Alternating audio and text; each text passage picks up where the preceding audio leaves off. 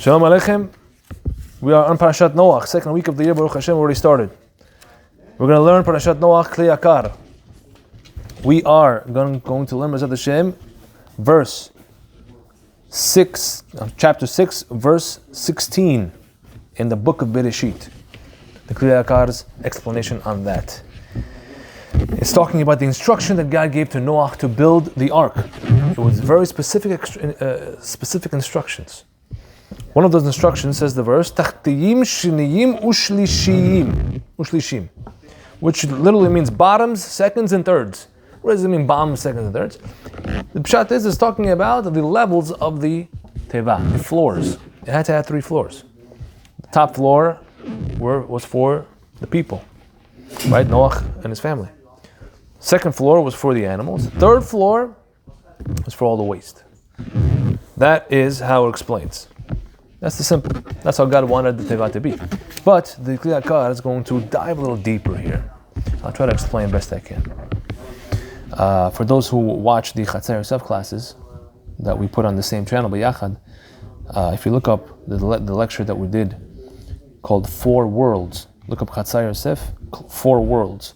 It's very much related to that chapter, to the idea there about the levels of the worlds of how God created it. I'm giving it away now, but let's see. Bezat Hashem, let's explain.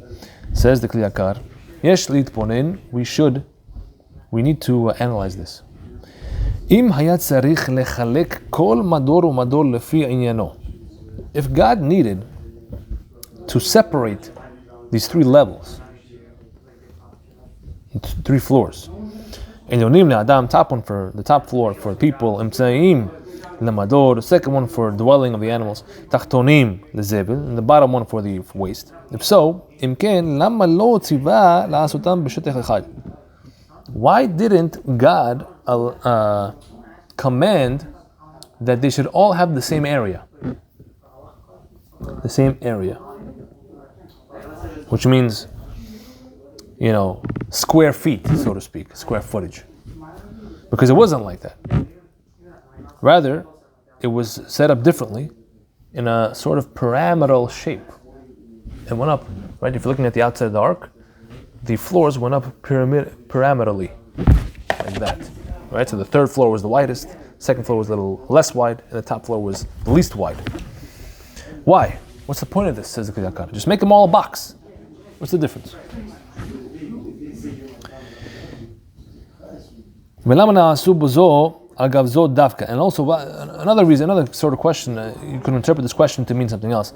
You could interpret it to mean that why didn't God just say, make it one large flat floor, and this, let's say, each floor was 50, well, we know exactly how much it was if you look it up, but why not just make one large floor to fit everything you had to fit instead of stacking them on top of each other? Why'd you have to stack them on top of each other? But Amazkan, the hint here, says the Kli Yakar, is Shayu shelosha shetachim elu b'dimyon kol shlosha olamot. Says these 3 floors, they resembled 3 of those 4 worlds through which God created the entire world. Ki b'zman hamabul, because at the time of the Mabul, the flood, nitkalkalu kol olamot. All those worlds got damaged to an extent. It wasn't just our lowest world here in the physical world. All the upper worlds also got damaged to an extent. It was such a catastrophic worldwide event. It says in the Midrash that even the mazalot, even the stars, the constellations, didn't work properly as they did before that. They also got affected. Famously, it says in Masechet Barachot that God took one of the stars and He moved them. One of the stars from the mazal of a certain constellation, certain shape of the stars, He took one and He moved it. And because of that, the flood came. So it's all deeply related. That's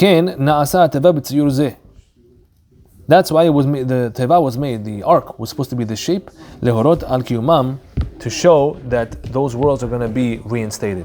So a little introduction. There's 4 worlds that the Chachamim of the deeper wisdom teach us about. They are explained by the acronym ABIYA. Aleph, Bet, Yud, Aleph is Atzilut, the highest world. Bet is Biri'ah, creation, the world below that. Yud is Yetzirah, formation, the world below that. Ayin is Asiyah, action, which is our world, the lowest world, fourth world. And each one of these worlds has a function, has specific entities that live there, right? We humans live in the lowest one. Special type of angels live in one higher, and special type of angels live in one higher, right? This is called the Chayot. That's the type of angel that's in the world of Biri'ah. Then there's other ones. I'm not getting into much. There's a lot different angels, different types of spiritual entities, angels that live in each world as well. The highest world is Atzilut. That's where God's lights live. So God's immediate 10 emanations, 10 ways through which He manages the world. Those 10 super lights that come up, that shoot out from the highest point into that world. That's called Atzilut. Above that is something called Ein Sof, which literally means no end. It means infinity. That's where God's ultimate infinity, unknowable infinity is. Right? We cannot understand that level whatsoever because we live in a finite world. God designed us as limited, finite beings. So we cannot understand that infinity. We can sort of think about it and talk about it in an abstract sense, but we can't really know what it is. That is basically the structure. So all those four worlds, it comes also down in sort of a pyramidal-like structure, we explained. Because from that one point of God's endless, unknowable infinity, the Ein Sof, the first world comes, then the second, then the third, and the fourth.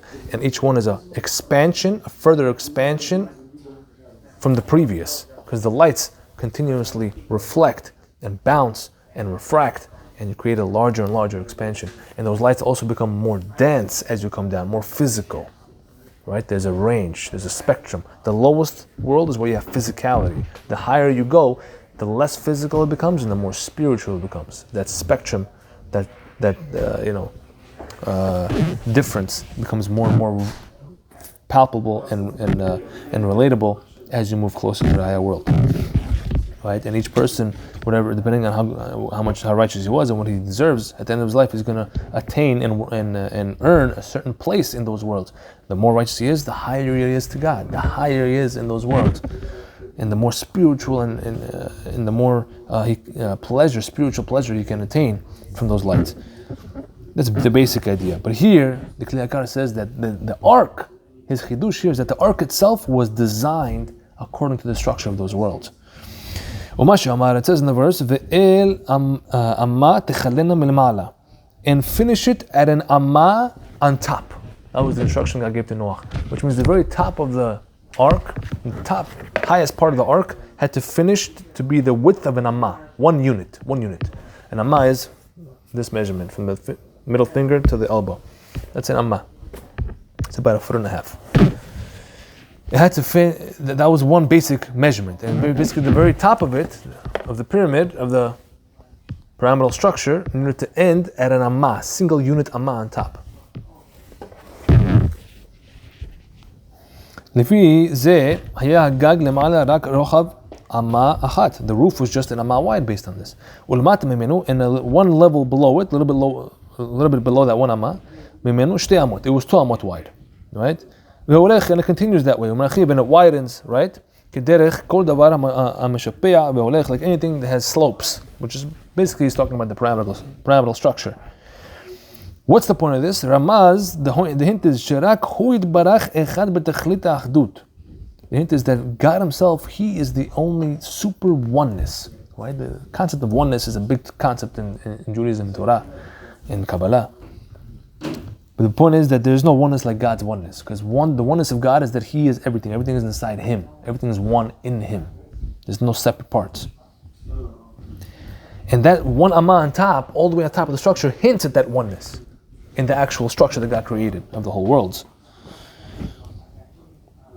וכל הקרב ביותר אל הסיבה הראשונה יתברך נמצא בו חלק יותר גדול בעניין האחדות. And the closer a person or an entity reaches that oneness, the more he feels that oneness, right? The further you are away, the more you are in a world of multiplicity, of more than ones. Like in our world, everything seems to be separate, right? כי המלאכים הקרובים אליו יתברך, because the angels that are closest to him, Even though there's many different types of angels, some angels are created from the element of fire, some angels are created from the element of water, some from the element of winds and air. Nevertheless, none of them, however, are a combination of all four elements. Right? There's four basic elements. These elements also hint at deep concepts: water, fire, earth, and air. Those also all correspond to one of the Sefirot, pretty much. One of the elements of God's ultimate world in Atzilut, the top world. Right? Fire is Din. Water is Chesed. Earth is Malchut, the lowest one. And air is Tiferet. Which are all basic four fundamental points of that upper world, which reflect down into this world. Again, there's so much to be said. I'm trying to keep it concise. Ela, rather, kol echad mehem hu misod echad pashut belo hakava. Those angels, however, each one is created from one of those elements. They're not a combination of them. But the middle world, once you go down a level, nosaf al ribuy minim, it has even more types of angels. Right?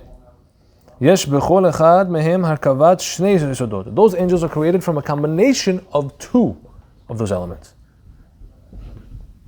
So again, it's a recap. The top world, no angels, just God's lights. It's Atzilut. One level lower, you have certain angels, but each one of those angels are much more pure and refined. They're only created from one element each. Then one world below that, the angels that live there are created from two elements each. Right? More split, less oneness. That's the point. Oneness is on the way up. Split and multiplicity is on the way down. Right? Because one of the hints is that we know the heavens, the skies were created from two elements. Rashi brings down famously in his commentary to Bereshit, the very beginning of his commentary to the Torah. He explains how the heavens were created from two elements of fire and water.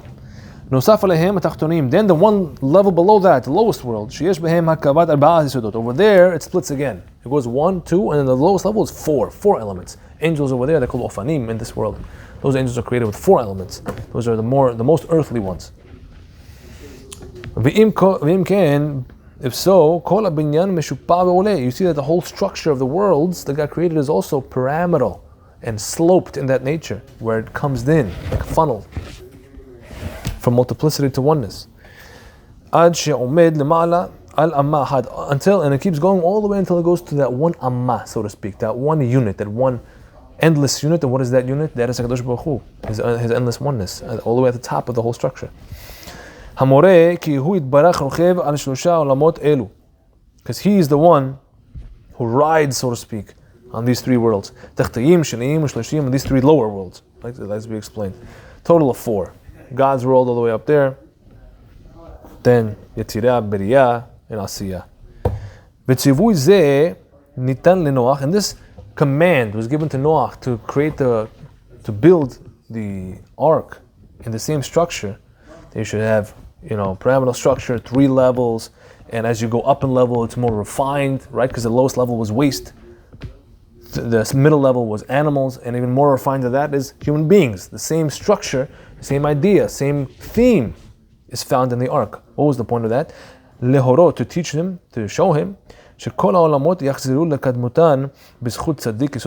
all the worlds will eventually go back and be fixed to the original state before the flood. That was God's sort of encouragement to Noach, that don't worry, you're going to build the ark in this way, which means I'm only temporarily destroying the world, but because of your zechut of being righteous, you will continue the world. Not only this world, but the rest of the structure of all the upper worlds as well. That was the depth that Yakar wants to teach us this week. Baruch Adonai Olam. Amen. Amen.